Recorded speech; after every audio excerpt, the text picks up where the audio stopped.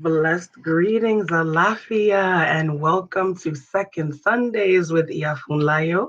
It is me, Iya Funlayo, here with you to share information about Ifa-Orisa and other aspects of African spirituality.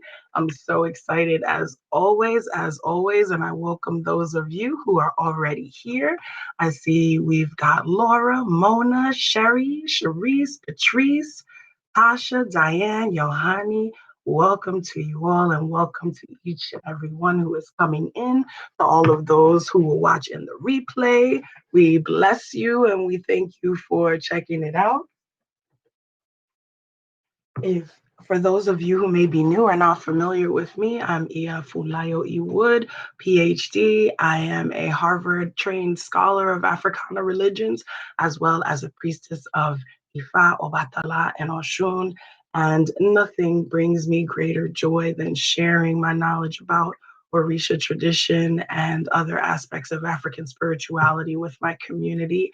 And so I'm so grateful to you for being here. I love to have fun. And I'm really happy for those of you who are joining us on this new platform for the first time. Super excited to have you here. You'll see that there is a place where you can ask questions. So if you have a question you'd like to ask, please do park it in the questions area, and I will get to as many questions as I can during the broadcast. Um, I am going to be talking today, we are going to be talking today about understanding energy in Ifa-Orisa religion. There is a lot of talk around, of course, about energy and energy work and what is energy, what does that mean, the types of energies that are present in the Ifa-Orisa practice. Someone recently, part of what sparked my desire to talk about this today was that someone recently posted a post that said something to the effect of that people don't talk about the dark sides of Ifa, that they only make it all about love and light and they never talk about the quote unquote dark side. And that struck me. And so I wanted to talk about that a little bit and kind of, I think, clarify as well as just have us understand what these energies are, if there even is a dark side and what that might mean, if so, and how we can make the most positive use, right, of all of the energies that are available to us through this beautiful, powerful system. So, welcome, welcome, welcome to everyone as you come in. Welcome and blessings to those who are watching on Facebook. If you are watching on Facebook, you can go ahead and click the link in the description in order to join us over at expertise.tv. And this is where I'll be taking questions and giving shout outs and all of that. So once again, I'm so happy to have you. Welcome, Ekabo, Eku Sunday. You hear my voice is just a little hoarse, but that is okay. We keep it moving, right? We keep rolling.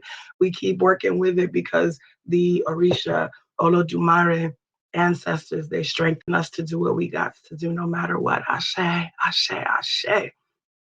So first of all, let's start off by talking about what do we mean by when we're talking about energy? What is energy? Actually, before we even do that, y'all know I like to start off with us just centering ourselves and taking a moment together. So those of you who were with me this morning for prayer and meditation, thank you for being there. We've invoked the energy of Yemoja, the Universal Mother, this morning, and it was very powerful. I had someone share a very beautiful and powerful experience that they had with the meditation this morning, and was so touched and experience of being cradled and in the hospital after their birth with their parents, just looking at them adoringly and loving them. And that is just such a beautiful vision. So I invite us to just take a moment and take one deep breath in together.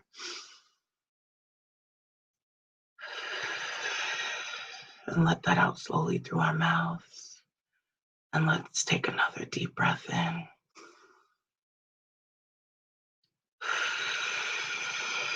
And let that out. Once more.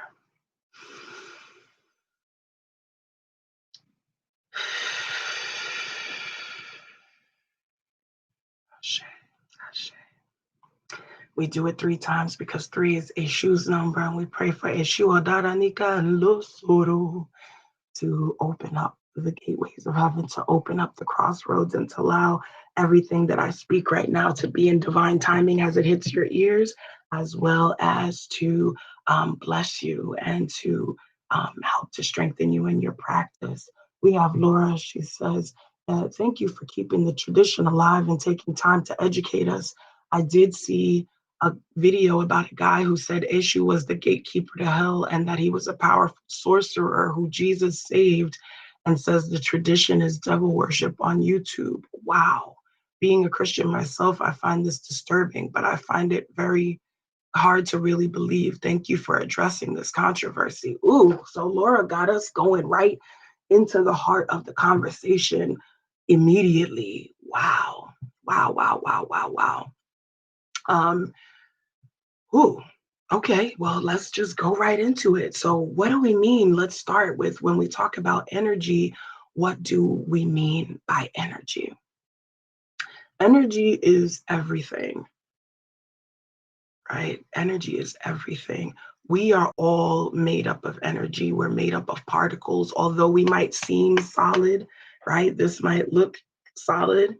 It's actually comprised of billions, trillions, quadrillions of individual molecules, electrons moving and vibrating, right? Just take a moment to think about that and conceptualize that for a second. Every single thing in this world, that whether it's solid, liquid, gas, whatever matter state it might take, and I'm doing, a little science right now, but whatever state of matter, right, something is in, it is filled with energy. It's all energy. It is vibrating, it is moving, it is being held together by what are called centrifugal forces, right, in science. These forces hold all of these little individual pieces together, similarly to how our skin and our bones and, our skin encloses all the pieces of us inside, right? So understand that's the key thing to begin to understand first before we go into any deeper discussion, is that everything is vibrating, everything is moving, everything is what we call made up of energy. Nothing is solid and fixed, whether it appears that way or not. Everything is moving and flowing. In Yoruba, we call that energy Ashe. Ashe, that's what that word means. That's what that is. It's the universal creative energy that imbues every single thing that exists in the universe. Plant, animal, human, inanimate, rock, tree, glass, even plastic, although that's a man-made creation out of that. It comes from chemicals that occur in nature, right? So it has its own particular ashe. Now, it may not be an ashe that we should be vibrating with, right? And we're going to get into that in a moment. So this ashe, this energy vibrates at different frequencies, right? Just like when you're listening to music, you have different notes, you have different frequencies. Some of them sound very beautiful to your ears, right? You hear certain frequencies and your ears say, oh, okay, I'm hearing something beautiful. Other times a sound hits your ears and it doesn't sound so beautiful. Oh, I'm sorry. Let's see. We said it was on and then it disappeared. Haven't been able to get connected again. Oh, okay. I am sorry. Let me just check and see what's going on. It says mic is on, webcam is on. I'm not sure what the issue is. Are there other people who can't see or hear? Please, those of you who are here with me, put a little message in the comments if you're able to hear and see.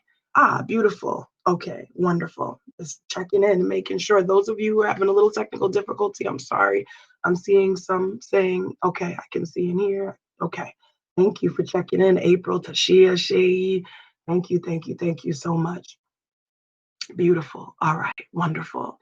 I'm glad. And thank you all for being here. Oh, I'm glad to see so many familiar faces and names. And my goddaughter Sadio at Cabo, just happy to see all of you. And please feel free to go ahead and put your questions in the question box if you have questions. Those of you on IG, good morning. We're good. Ogun has blessed the connection. Asho, thank you. Adupe, we give thanks. Ogun Moye. Yes, yes, yes. So everything is energy, everything is vibrating. And again, there are different frequencies, just like frequencies of sound. So you hear it and ooh, that's a frequency that hits your ear in a way that's not comfortable, right? It doesn't mean that that sound is evil, right? We're going to get into that, but you wouldn't say that, right? You wouldn't say, oh, that's an evil sound. You would say, that sound isn't hitting my ear right. Right? It's uncomfortable. It's repelling me as opposed to attracting me. You have other frequencies that will attract. You hear it and you want to come closer, right? You want to know about it. It makes you feel something inside. And so energy and ashe works in that same way. There are different frequencies of energy and ashe. One of the biggest differences between the Yoruba cosmology and worldview and the cosmology and worldview that is present in Christianity as well as in Islam and Judaism is this idea of separate sources of energies that are good and evil, right? In the Yoruba cosmology, we don't see it that way because for us, Ashe is one continuum, and there are high frequencies of Ashe and low ones. There are high constructive frequencies of Ashe, and there are destructive ones, and we'll get into that in a moment. But strictly speaking, there is no idea that there is some purely good ashe with one source and some purely evil ashe with another source, as is the thought in those Abrahamic cosmologies that say God is the source of good and the devil or Satan or Shaitan, however it's called, depending on the tradition, is the source of this evil energy, right? So this is a different conception to begin with at base. And we have to understand that fundamental difference before we can even take any further steps. So if you're with me and you understand that principle, go ahead and hit the hearts. If you're on IG or Facebook, you can type in "got it" in the chat if you're here with me on Expertise TV, right? That fundamental principle, and that's a really hard principle for many of us to let go of, right? It's difficult because we are taught that good and evil are two separate things with two separate sources, that there is this purely evil energy that can make us do negative things and that can make us be bad and make us be evil, and that energy is separate from the good energy. One of the things that Yoruba cosmology challenges us to understand is that it is not separate. And that is why we are constantly in a state of having to negotiate these energies in order to keep this ashe, which is one continuous thing, right? One energy. And I see all of y'all got it. Look at that. I got sharp folks with me on the constructive side rather than the destructive side, right? It's one thing. It's not separate. This actually makes it a lot more challenging for us in certain ways, right? Because sometimes when we've heard this phrase coming from Christian cosmology that the devil made me do it, right? And it's still, don't get me wrong, there is ideas even in Christian cosmology of personal responsibility, but there is very much this idea that there is a source of evil that you are fighting against and that can overtake your good and make you do negative and evil things that are purely destructive and hurtful and all of that. And that is not the way we conceive of it, right? April says accountability, exactly, right? Accountability is a big part of our cosmology in Ifa-Orisa. It says, no, there's no separate source. There's one source, Olodumare.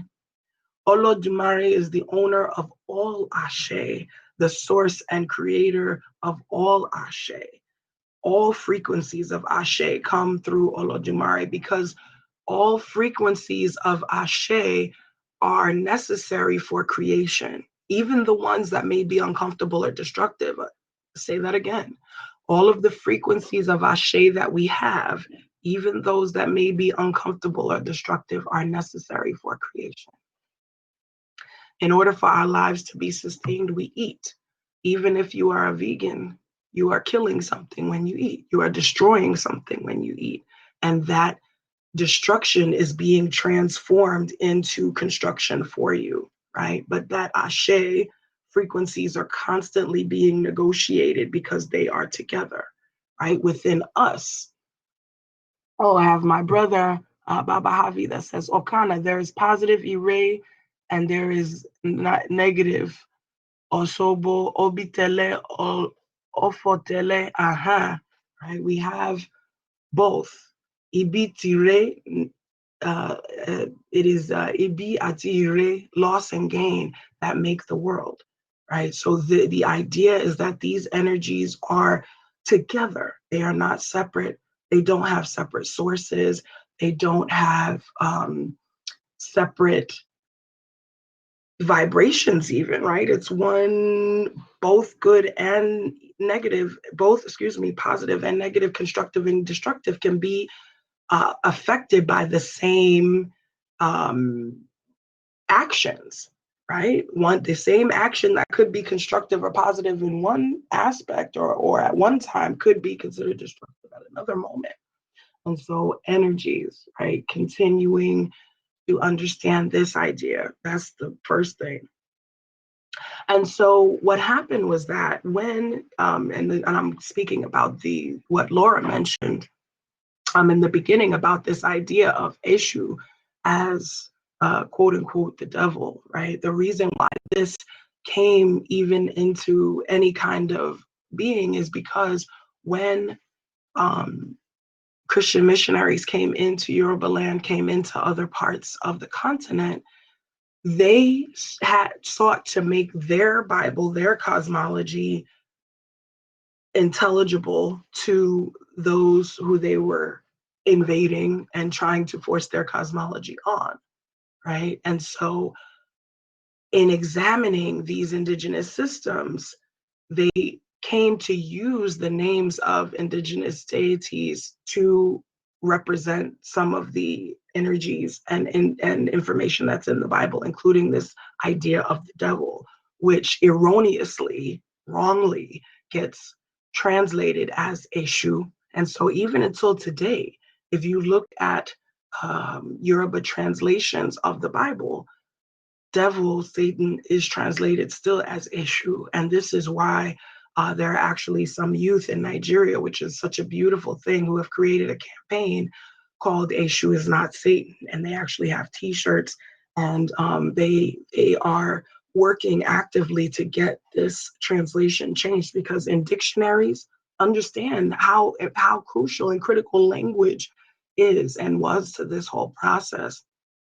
When missionaries were coming into the continent and seeking to convert, they, of course, would have had to translate what they were trying to say into the local languages.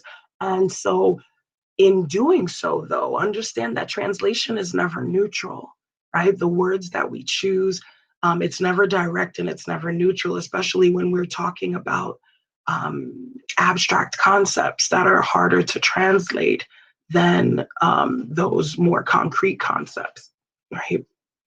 And so in translating Satan as Eshu, they set up this relationship with Eshu that has been adversarial, especially for many people who are ethnically Yoruba, who have converted to Christianity. They regard, although that energy doesn't even exist in traditional Yoruba cosmology, right? That idea of Satan or of purely evil energy doesn't exist at all. But unfortunately, it is an idea that was taken on and that we are still trying to grapple with and trying to rid ourselves of that that conception, right? Those of you, if any of you who are having trouble on expertise.tv, you can also watch on Facebook Live on the Ase Ire page. I'm sorry for those of you who are having any technical difficulties. And we'll work to figure that out for the next time so that you'll be able to participate fully here with us in the conversation. Right? So that's the first thing to really understand, is that energy, again, in Yoruba cosmology, is on a continuum. It's constructive, it's destructive, it is attractive and repellent, but it is not separate, right? It's not separate. And in understanding that, that comes to understand what it is that we do in our practices. As you've heard me say before, what we do is we cleanse, we charge, and we open ourselves, right? Cleanse, charge, open, cleanse, charge, open. That's what our spiritual work is about, keeping this one continuum of energy in the middle, in equilibrium, whereby these forces of destruction and construction are balanced, right? Whereby we are moving and using that energy as constructively as possible, and where we are pushing away any energy that is not serving us, pushing away any energy that could potentially destroy, like death, like sickness. We say kosi when we say those things, let there not be those things. But understand, though, that we can never fully eliminate them, right? These energies of destruction, which are called in Yoruba ajogun, ajogun, that is the name for the energies of destruction. Now, understand, though, that they are not considered evil, right? That word is not used when we're talking about ajogun. They are not considered evil, and they are not, we don't seek to destroy them, right? We have to think about the language that we use. We don't seek to destroy them, but what we seek to do is placate them. We seek to push them away, and we seek to balance them when need be, right? So placate, push, and balance. That's what we do with these energies that are destructive, these energies that are not working constructively for us. The reason why we can't destroy them is because, again, going back to what I said, they're always in negotiation with each other. We wouldn't have life if we didn't have death. We couldn't have construction if we didn't have destruction, right? We have to have those things in order for life to exist. Every living being has to eat something, and everything that we eat is alive, whether it's a plant or an animal, right? And so that concept of death is necessary to life. However, we push away death that is in vain, so to speak. We push away death that is not constructive. We push away untimely death, right? When we snap overhead and when we push those energies away from ourselves, we push them away, understanding that they're necessary in the universe and being thankful for what they provide to our ability to be here and to exist. But we push them away, right? We push them away, and we pray for them to only work constructively with us, right, and for us. We seek also, right? So that's the cleansing piece. When we talk about cleansing, that's what we're doing when we're cleansing. When we take our Florida waters, shout out to Simple Prayer 85. You can check her out on Instagram. Y'all know I love to support my sisters. I'm all Black everything. I buy from Black women. I'm moving more and more towards getting all of my spiritual supplies from my sisters. So I shout y'all out, and thank you to those of you who make these supplies. We need them. We need all of this, right, to balance these energies. So that pushing away, that's what we talk about cleansing. We push away any energies that we don't want to be around us, any energies that are not constructively contributing to our well-being. We push away any of those energies that are not meant for us to be with us right now, right? That are coming to us out of time. So things like, there's a time as human beings, we have a cycle of life and death, right? We are born, there's a time to be born, there's a time to die. And we push away anything that's unnatural, right? Where it's coming out of time. So those are the things that we push away energetically, that we seek to cleanse off of ourselves. And so when we talk about spiritual cleansing, right, in terms of working with these energies, when we talk about spiritual cleansing, this is what we are doing. We are pushing away those energies. We're using Florida water. We're using Efun, our white chalk, Ifa-Orisa. That's one of the sacred items of Obatala, Orisha. We take it and you can rub it on yourself, and that's one way as well of cleansing away those energies, pushing away any energy that doesn't serve. We can also just do it visually, right? Because everything is energy in the universe. As I said, nothing is solid. Even things that seem solid are not. We're vibrating, vibrating, vibrating. We are energy. And so you can also close your eyes and visualize yourself in a bubble of white light.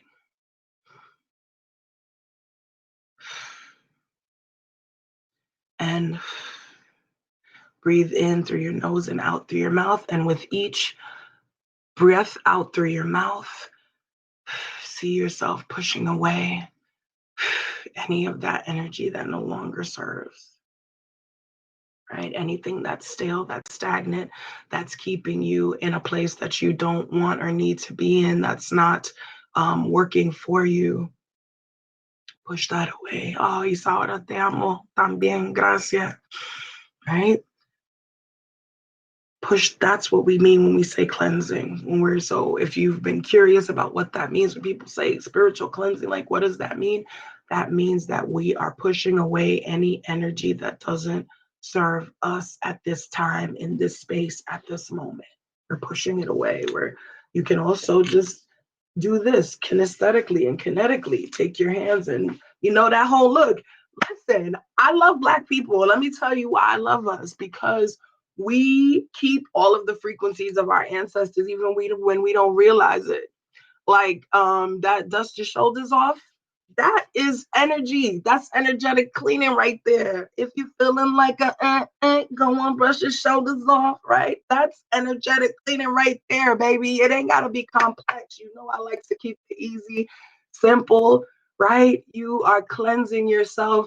Everybody go on ahead and just do that right now, all right? Brush them shoulders off, brush off the haters, brush off the heaviness, brush off anything, right? Just dust that off. Right? That's all. It's not hard. It's not complicated. I see my goddaughter Anisha here. Brush your shoulders off. That's right. Just brush it off.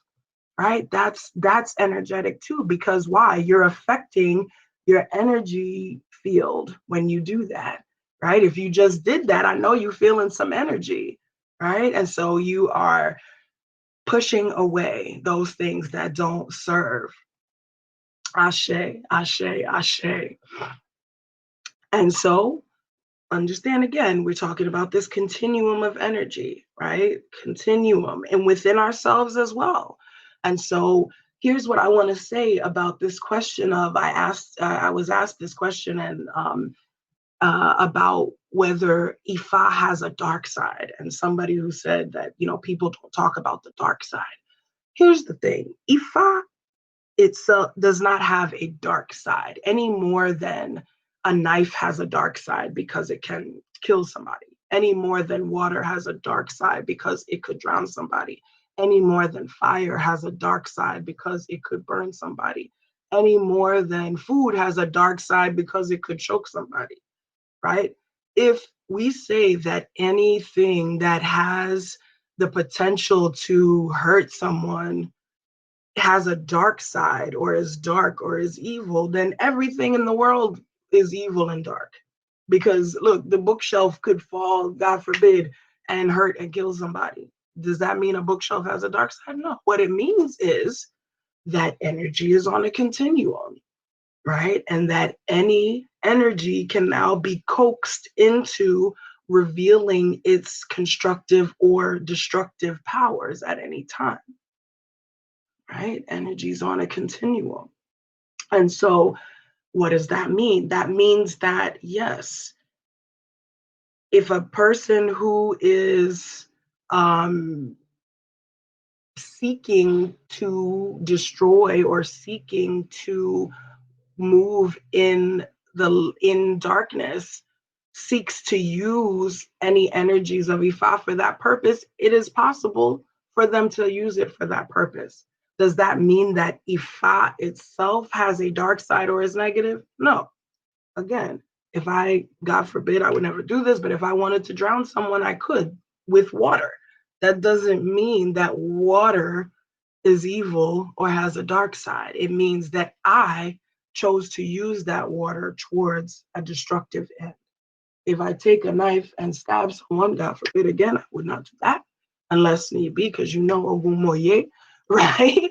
But if I were to do that, that doesn't mean that that knife now has a dark side. It means that I, right, used that tool to do that negative thing. And so, yes, my sister Sharifa just said these are tools and the intention is the direction. Exactly. Exactly. Ifa is a tool, right? Ifa, all of our spiritual energies are tools. What happens with them and the dark side and the light side is us, right? And that's the part that we don't want to take responsibility for, as April said earlier, accountability for. We want to say, oh, this thing is evil or this thing is bad. No, no, no, no, no. You chose to do something bad with it, right? Facebook could be an agent of evil if you use it that way. And Instagram, hello, somebody, right? You could choose to say something nasty and negative, or you could choose to post an inspirational quote that stops somebody from hurting themselves today, right? So everything is about how you wield things and what you do with it. You don't get, see, and here's the thing with Yoruba cosmology and culture that I love. You don't get to put the responsibility somewhere else. You don't get to say it was the devil. You don't get to say it was this one or it was that one. No, it's you. It's always you. It's always how you are choosing to interact and engage with the energies around you, right? Ifa and Orisha gives us so many, and all of our spiritual systems. Again, I speak from the perspective of Ifa and Orisha because that's the tradition I practice and I'm the most familiar with. But understanding that this goes beyond just this one tradition, this is universal principle that we're talking about here. That you are responsible for how you use tools that are in your hands. All right. My brother Javi says your good Ori will lead you to manifest Ire. Hello, Ashe. We always say Ori, woo, Ori tutu. Touch your head right now. Ori mi tutu. Right? Your own cool head and how you wield things is what determines whether they are dark or whether they are light, whether they are constructive or whether they are destructive, right? That is your responsibility. And so this is why Iwapele, because in the same post that somebody mentioned this dark side of Ifa, they said that people always say it's all about love, light, and Iwapele. It is. But we have to strive for it. This is why it's about love, light, and Iwapele all the time. Iwapele being good character, but really specifically meaning gentle and humble character. Character that seeks the road of resolution, character that seeks to understand, right? That is Iwapele. And the reason why we focus on it is because it's not automatic. We don't, let me tell y'all a secret. Come on, lean in. We're not born with Iwapele.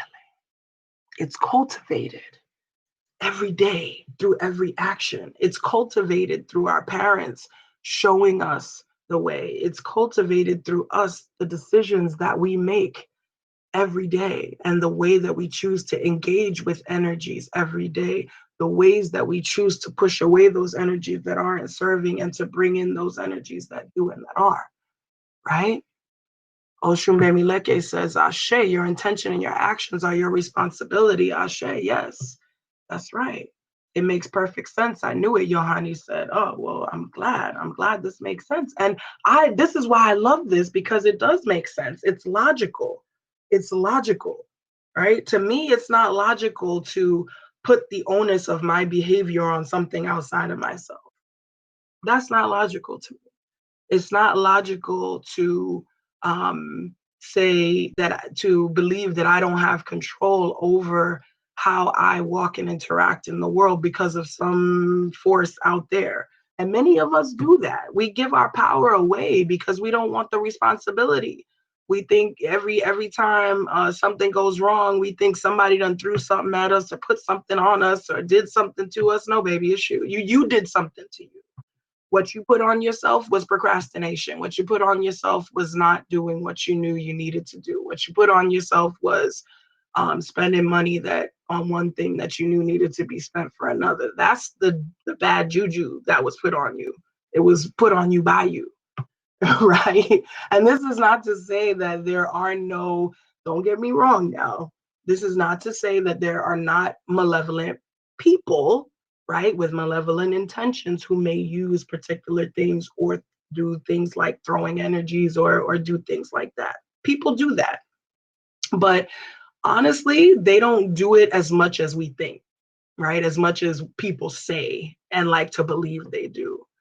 Most of the time, and I can say this, with a surety, because even when I read people, right, a lot of the time as people come, they say, oh, things are going on and I really feel like somebody, has did something, or if there's something, and I check and it's like, nope, ain't nothing.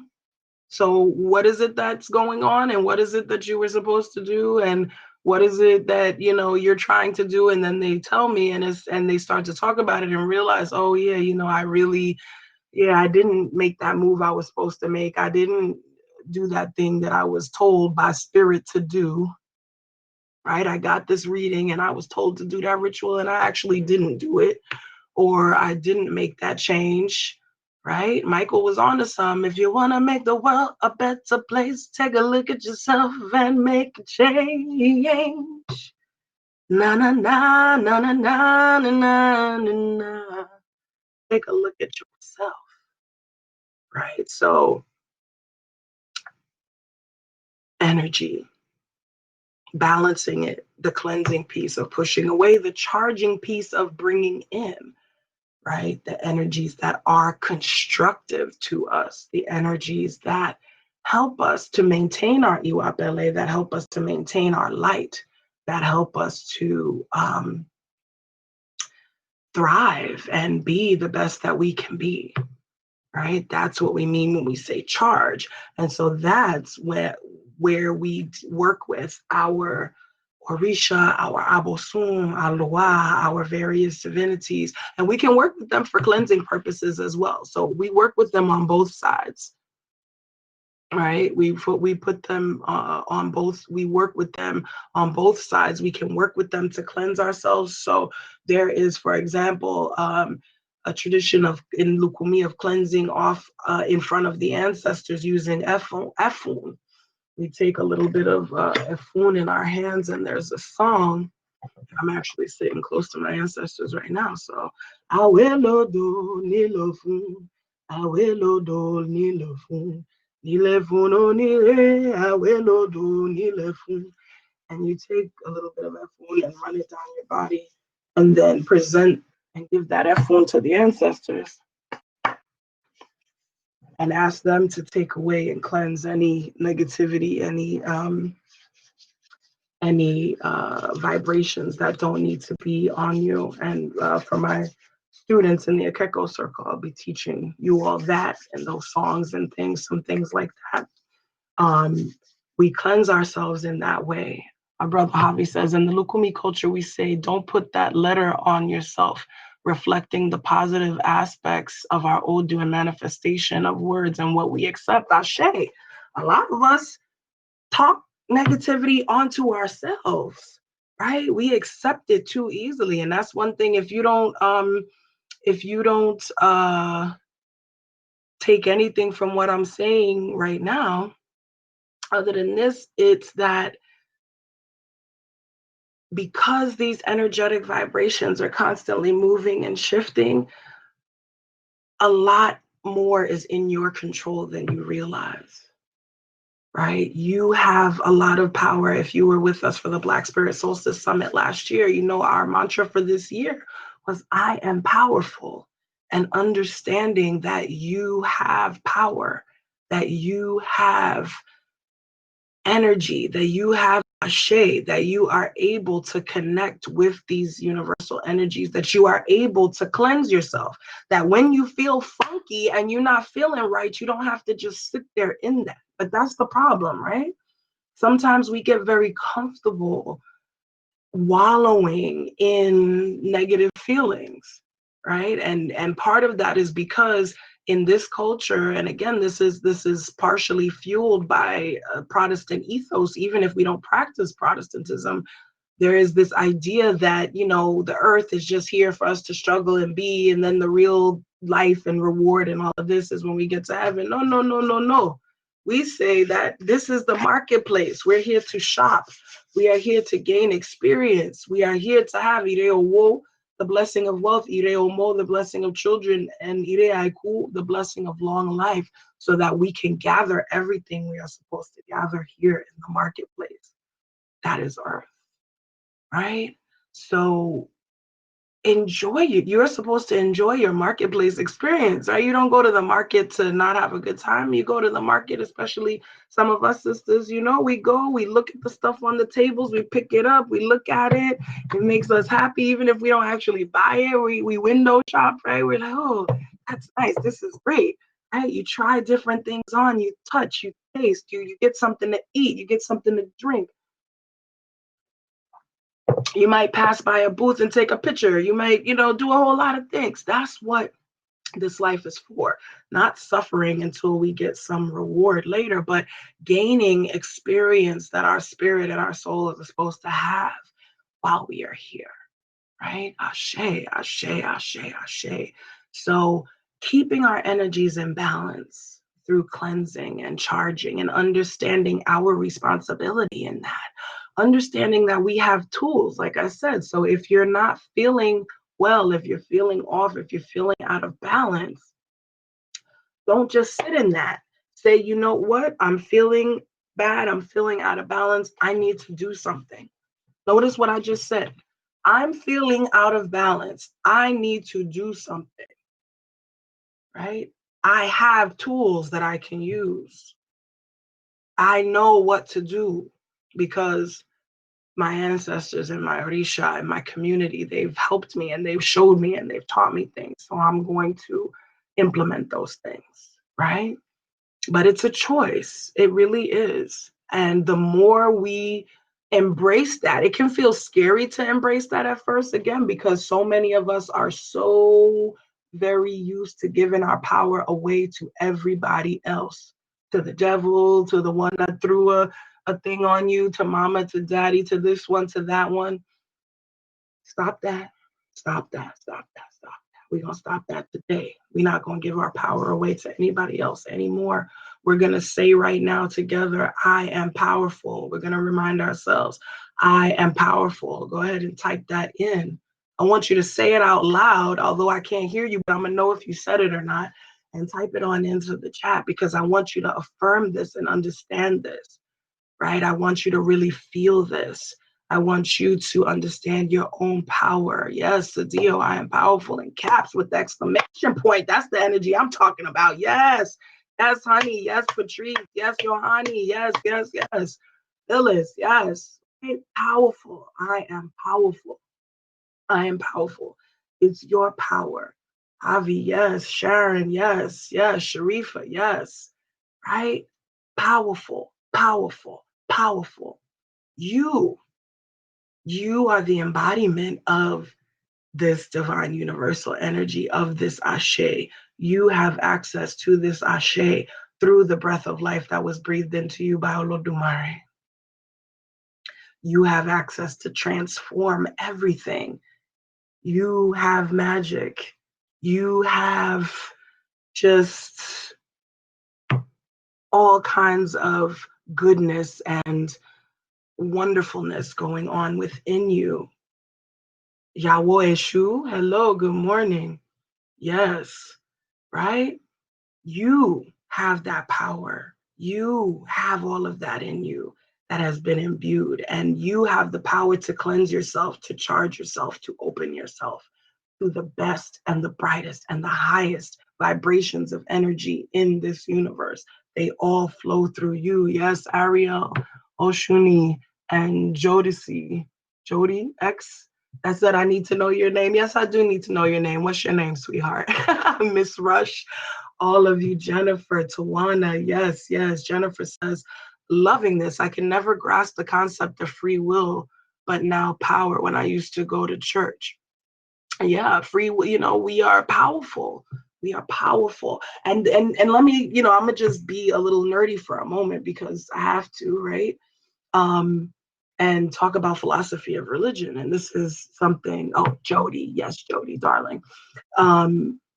Philosophy of religion is something that is that I work on a lot. And there is often this question about the so-called problem of evil and how evil could exist in the world if God is purely good. Why God would allow evil to exist in the world if God is purely good. And so that question actually disappears when we are thinking about cosmology from a Yoruba standpoint, right? Because there is no purely good. There is only energy. There is only frequency. There is only energy that either attracts or repels. Think about magnets, right? There's energy that attracts, there's energy that repels, and there's energy that is neutral, right? Where it just stays right there. And what happens when you have energy that's repelling and you're trying to push it together, right? That's right. You spend your energy. That's part of what we do sometimes and why we have problems, because stuff is repelling.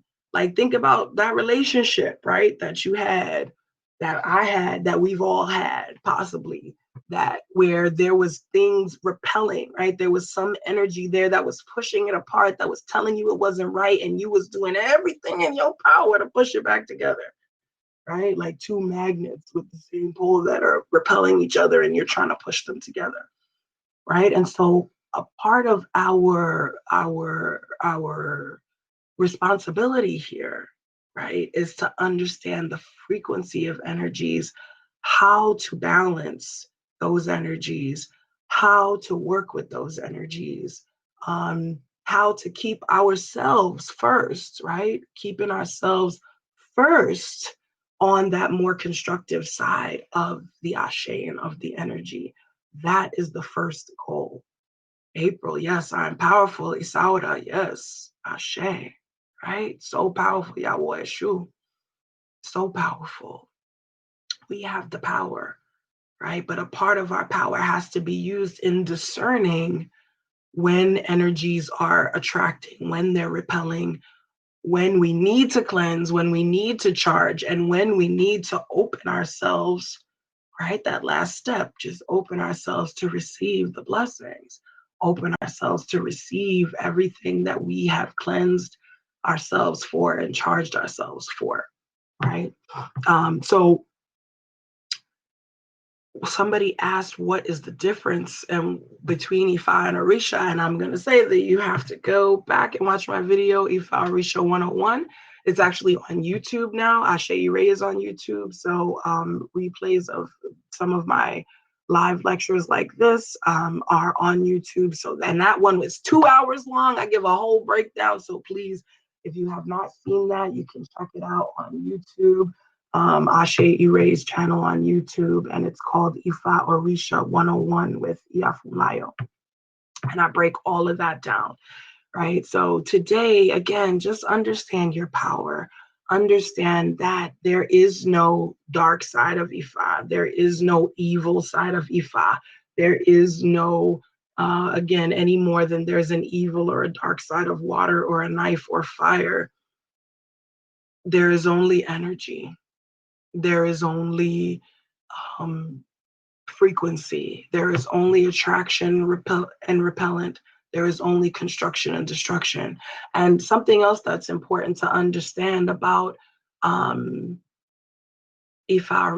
is that construction and destruction are in constant negotiation, right? That's why we have to do work every day. That's why we give kola nut and other offerings to our orishas and other divinities every 4 days. We don't, and that's why we eat every day. We sleep every day, right? Understand that this is not something where you're going to arrive at the constructive good side of this frequency of energy and just stay there like, okay, I'm here, I did enough spiritual work and I'm there and that's it, and okay, cool, we goodness for the rest of my life. No. And that's what a lot of times people think when they come into Ifa-Orisa or other spiritual traditions. I've seen some memes going around about what people think spiritual enlightenment and awakening looks like, right? That what they think it looks like is like, oh, and it's like white light and they're just floating and everything's beautiful. And what it really looks like is you getting beat down, beat up, having all the mirrors held up to your face, showing you every piece of what you've been doing wrong, what you ain't been doing for yourself. Because at the end of the day, that's the only thing that is going to actually make real change in you, right? Not any kind of external force, not any kind of pawning off your responsibility onto something else, but by really doing that hard work of looking at yourself. That is what Oshun's mirror is about. It's not about her being cute, although she's cute. It's not about her being cute. It is about her showing that to you and saying, look at you, look at yourself. What do you need to change? What part of your Odu are you living? And this is another reason why it's important in terms of energies, right? Why I advocate and why traditionally everyone had at least a hand of Ifa, which is when you receive the sacred palm nuts and you have a life reading or an ita read for yourself. And the reason why that's important, traditionally that happened when people were babies. And now for those of us who are coming into this practice as adults, it's really helpful because it helps you to understand how to connect with your frequency. Because think about this. Of course, just like we all have, I mean, think about the fact that everybody's fingerprints are different, right? Out of all billions of people in the world and all those who have ever lived and whoever will, none of us have the same fingerprints. None of us have the same voice print, right? Your voice print is as unique as your fingerprints are. Think about that. I be getting like, right? I'm a nerd. I get all like, wow, that's wild, right? So we all have these frequencies. That alone tells you that you have an individual frequency that is not like anybody else's. Did you know that? You might have known it, but they really understand it. Your frequency is your frequency. It's not like anyone else's. And so that is why we have divination, right? Which helps to us to check the energies that are around us and look at the frequencies that we are operating with. And then we have what's called our Ita, which is a life reading, which tells us more broadly about the energetic patterns that are likely to be happening in our lives, the types of foods we should eat, right? Because not everything, just like the whole eat right for your blood type and these types of things, we got our eat right for your Ifa type, right? That's, oh, wait a minute, hold up, where my pen at? Y'all heard it first here. I'm writing that down. Right? But that's what taboos are, right? That's really what, when we talk about food taboos, that's a big part of what people talk about, right? Taboos and things like that, colors and all of that. These are frequencies. This is a part of your frequency. What works best with you, what works best with your frequency, what works best with preset bars. Yeah, y'all know I ain't got no sense. I love it. I love that y'all love it, right?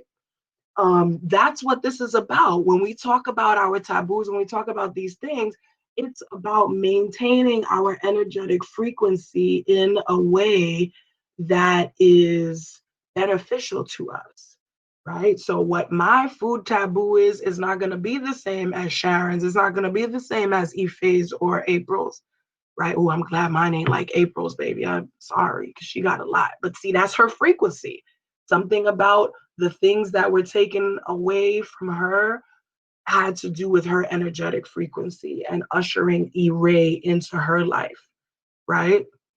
Somebody said it's so on point. I'm allergic to coconut, and my Odu reading said no coconut without the Iya even knowing about my allergy. Booyah, you know what I'm saying? That I love that. I love that, Tamisha. Exactly. Taboos are real. I always got sick from eating eggs, and when I initiated, eggs were taboo for me. I totally get it. Come on now. Come on. Right? So this is about energy. This is what we mean when we're talking about energies. We are talking about maintaining our frequency in a balance and in a place where everything is constructive and working to our highest good and our highest benefit. That is what we're talking about. So that's cleansing ourselves, that's charging ourselves, that's opening ourselves, and that's being willing to make the changes that we need to make, right? Because, and this is where the free will part comes in again, and this is where understanding what the reasons are for things. So people have just because you're told something is a taboo, you're a human being. You still can pick it up and put it in your mouth if you choose to, right? And this is also something people often misunderstand about taboos. It doesn't mean that if I'm told that I have a taboo and I break that taboo, immediately something terrible is going to happen to me. But what it does mean is that I'm not going to be vibrating at the highest frequency I can possibly be vibrating at. And that in and of itself is a type of degradation of energy, right? Why would you want to not vibrate at your highest? Why would you not? Like, why not? Why would you not want to be the best you could be, the most powerful you could be, right? And I know it's not that we don't want that. It's that sometimes we want the Snicker bar more. I said Snickers bars because Lord, peanuts are one of my taboos. So I have to make do with almond Snickers now, and they're just not the same. but see, that was them too. It was saying, hey, you don't need that candy no more. You don't need none of that, right? So changing the frequency, right? Understanding energetic frequency and understanding what this is for. So getting Ifa, getting Orisa, getting initiated in all of these things, they are intended to help set your own personal energetic frequency. They are intended to help you, understand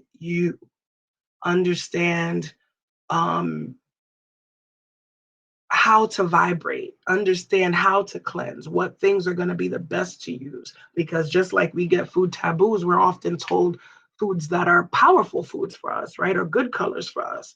Me, white cloth, asho fun fun is a medicine for me. If I put my whites on, gleaming and shining, and I go somewhere to do something, ain't nobody that can stop me from doing it, period. It's done. It's claimed. It's over. Right? When I walk in with my white cloth and my gele, there's nothing that anybody can say. I can just brush my shoulders and know it's right? So for some people it may be foods, for some it's going to be, certain metals that you wear that will bring up your frequency. It is for some people it's going to be certain other colors that they wear. Maybe for some people red is a power color, for other people red is a no-no, right? So understanding that, just like our fingerprints, and my brother Javi said he was talking about fingerprints as well recently, you are unique, right? You are unique. You are unique. You are unique and powerful and beautiful, right? And you have the power to cleanse yourself, to charge yourself, to open yourself. You have the power to set the energetic frequency, right? And we have the power. This. If we're going to talk about what the real power of Ifa and Orisa is, it is this. It is that it gives us the ability to identify our frequency, right? Because that's what we're doing when we're getting divination, when we're getting readings and all of that. We're identifying a frequency. We're identifying energy and how it's flowing with us. And when we get prescribed a ritual, an abo, or some other ritual to do, we are getting information about how to set that frequency to its most constructive, to its most attractive, to its most beautiful and high vibration, right? So that's what all of that is about. But understand this principle first, is that it all comes back to energy, and that energy is contained in one bubble, right? The Yoruba see the cosmos as a closed calabash, right? With all that is, was, and ever will be contained within it. Good, bad, and different, good, evil, all of that, right? It's all together, and it's all together in each one of us.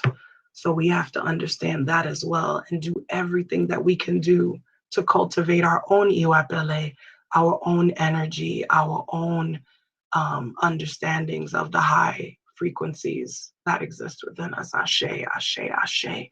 IG, y'all are about to get cut off in a minute and a half. So I want to thank those of you who joined me on Instagram for being here. Go ahead and hit the hearts if you've had a great time and if you've loved it. And those of you here with me on Expertise TV and those of you on Facebook, I just thank you so much for being here. I ask you to just remember that you are powerful. And I ask you also to join us at the Black Spirit Solstice Summit so you get the new mantra for 2020. I can't wait to share it with you because it is all about what we're talking about right now in terms of manifesting energy. Aida says, I'm powerful. Yes. LaShawn says, so there's a line in Raising Dion where his dad says, energy never dies, it just takes a different form. What are the ways to live fully in the balance of that knowledge of life and death without becoming fearful or hopeless / disconnected? Obviously, as a way to survive, but still, I see it as a fear response. Yes, yes, yes. That's such a great question. And thank you. Much love to all of those of you on IG. So much love. And please you can pop on over to Facebook or Expertise TV. I'm only going to be on for another couple of minutes.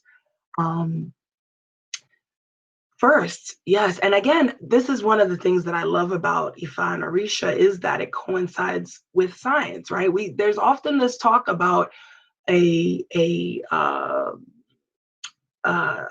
conflict between science and religion, but that's only if you're only thinking of religion in terms of Christianity. There's no conflict whatsoever between science and African spirituality.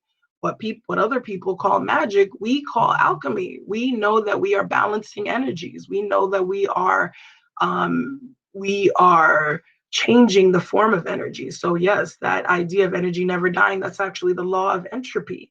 It says that energy cannot be created or destroyed, but it does lose a bit of quality when it changes forms at times. And so that's why we have to continually be working to maintain and be working to shift and change energy. So thank you for sharing that, LaShawn.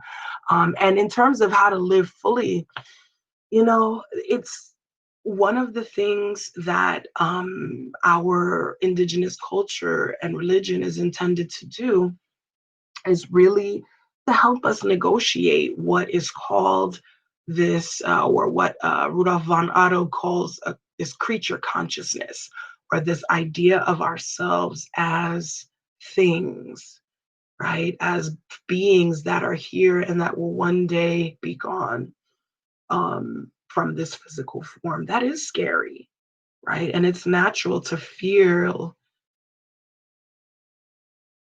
a little bit fearful of death. It's natural to feel sometimes like, well, if everyone and everything is going to die at some point anyway, what's the point of anything, right? But this is why we have to cling and understand our indigenous cosmologies that say, listen, this is our marketplace. And if we really come into it, really fully believing that and saying, look, I'm coming here to simply experience everything I'm supposed to experience, to simply be everything I'm supposed to be here on this plane, then there's no way to fail at that, right? There's no way to fail at gaining experience. There's no way to fail at just walking through the market and seeing what's there and picking things up and right. And so when we change our perspective about why we're here and what life really is, that is how we overcome a little bit of the fear, right? And as well, connecting with our ancestors, connecting with spirit, and understanding the ways in which spirit continues to connect with us even beyond, right? It gives us a little more faith and it gives us a little more hope in the transition.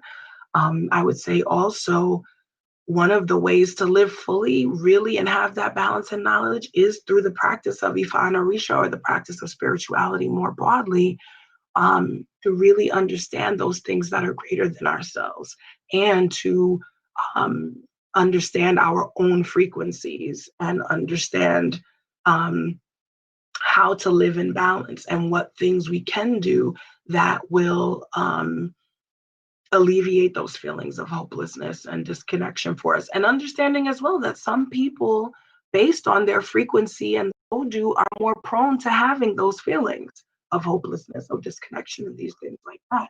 And so once you're able to identify that energetic frequency through Ifa within yourself, you also are able to gain more tools in order to counteract those feelings, right? So thank you so much, LaShawn, for bringing that up. April asks, is there any specific way, technique to connect with the Orisha, and how do you know when you've succeeded? Also, how do you know work the energy of Orisha? Ooh, that's a big question, April. That's a very big question. There are many specific ways and techniques. I will say, and I'll just give some broad ones. Those people, although I know you're an initiated, people who might be initiated, one very simple way to connect with them is through visiting their natural habitats. So you can, go if you want to try to connect with Oshun, with Yamaja, with Oya, go and sit by the river, right? Watch the water flow, really allow yourself to be immersed in that feeling of it and understand the energy of it, right? And as you watch it, connect it to you. If that river is flowing swiftly, think about the ways in which you are flowing swiftly, right? Or flowing slowly. If the water is murky or clear, think about that murkiness or clarity in your own life, right? When you want to connect with Obatala, as our Vidyalode tells us, we go and sit at a high place up on a hill where you can see out things around you and just sit there and meditate and breathe in and breathe out and look at everything and survey and think about all the ways in which perhaps having that perspective can help you, right? Or the ways in which maybe you didn't have perspective on something before and you have it now. For Ogun, for example, you can walk along the railroad track safely, right? Be cautious, but walk along the railroad track, pick up a spike, a loose tie if you see one, and think about that energy of locomotion, of movement, of how powerful that train is, right? How powerful you are. And that energy of Ogun that beats in our chest, right? So those are ways that you can begin connecting with this energy of Orisha, even if you are not initiated, if you don't have Orisha, understand that it is quite a-okay to worship. There is a word, Aborisha, which means a person who makes sacrifice to Orisha, who is not initiated. So the fact that there's a word for it means that it's okay. So of course, if we're talking specific shrine spaces, you should only interact with those with someone who is initiated and who can show you what to do. But in terms of connecting in nature, that is one way to begin to connect. And how do you know you've succeeded? unfortunately, that is something that I can't tell you. I can only tell you that you feel it. You see shifts in your life. For me, the connections became obvious because I just saw so many things begin to shift and change in my life, that it was undeniable. And the only thing that I had changed doing was that I had begun to connect with Ifa and Orisa. Um, so, just like it's just like being in love. It's when people ask, how do you know you're in love? And they say you just know, and that's kind of an unsatisfactory answer. But you really do, you feel it. And you also, we also confirm our connections and our Orisha's satisfaction with our offerings through divination if we're working with shrines. So that's another way that we confirm it. I'll think about that some more, and that may be a great topic for another live. So thank you. Mona asked, what does receiving the hand of Ephod mean? And does one have to receive the hand to receive a life reading and learn your odus? Receiving a hand of Ifa is essentially receiving your Ita and your life Odu, as well as the 16 sacred palm nuts of Arumila. So as far as I'm concerned, yes, you do have to receive a hand of Ifa to receive your life reading or be initiated into. Although some other folks will do life readings in other ways, as a practitioner of Ifa, I advocate for life readings to be done via Ephod. There's just so much fine tuning that can be done with the system. It's very in depth, and there's a lot of fine tuning that can be done. And so it's very, I advocate for life readings to be done via Ephod, though there are other ways for them to be done with other systems. All right. My Yawo Eshu said, where would you go for Eshu? You tell me now. You're supposed to know. Where would you go for Eshu? You would go to the crossroads, right? You will cross the street, especially where I used to really feel the energy of Eshu was in a busy crosswalk, like in Times Square. Like, think about the amount of people, right, and all the directions, especially because if you're familiar with New York and Times Square, it's not a straight crossroad like this. There's like 4 or 5 different streets that meet up, and it's like right. So anywhere that you have intersections, right, the crossroads, where you have a T junction, where you have, because Eshu is all about infinite possibility. And so when you cross through those crossroads, you think about every direction that you could possibly turn in, right? You think about the idea of choosing direction, of being grounded. As you're walking, you're thinking about walking towards your goal and where you want to be, right? And so all of that is the energy of Eshu, the energy of Eshu that tells us that all things are possible, that we are consistently crossing through the crossroads of life, right? And that we are consistently able to make new choices. That's one of the things that Eshu reminds us of, that even if we've been walking down a road for a while, when we get to the crossroad, we can always make a different choice. Ashe, ashe, ashe. And we can always go a new way, and we can always do a new thing. And we don't have to be stuck in any one modality just because we've been experiencing it for a while, right? Ashe, ashe, ashe. Give thanks. Yahweh, give thanks. So I just thank you all so, so much. I am full. You know that I love all of you. I love being with you. I love sharing with you. And so I am just so, so, so grateful to be with you, to share energy. As always, you are invited to join me at asheire.com to check out the blog, check out the YouTube, Facebook, Instagram, all of social media. If you don't have my Mojuba ebook, you can get that here on the site in order to learn our prayer that we say. That book, actually, if we're talking about energies, introduces you to the primary energies around Ifa and Orisha, and actually explains as well what Ifa is, what Orisha is, Olodumare, the Iyami, all of these things. It gives understanding about what those things are, and also helps you to actually learn the prayer so that you can be saying that mojuba, and so that you can be moving your own energy and frequency.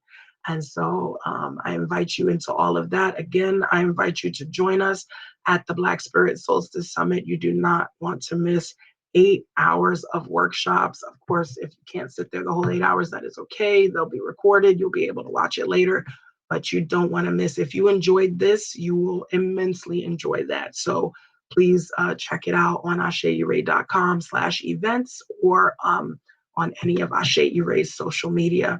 I'll look forward to being back with you again next year, right? This is our last second Sunday for 2019 for this decade. Oh my gosh. So many blessings as we prepare to move into the new decade. I'm not gonna greet you for the end of the year yet, because you're all gonna be at the Black Spirit Solstice Summit. So that's when I'm gonna give you the real end of year greeting. But this is our last second Sundays for 2019. So I just thank those of you who have been with me over the past year as we've done this. And I just give you so much thanks and praise. I give you so much energy, and I send you power, and I send you Ashe, and I send you Ire, and I send you immense love. And I will look forward to us connecting again together very soon. Have a beautiful rest of your Sunday, and be well always. Ire o dabo.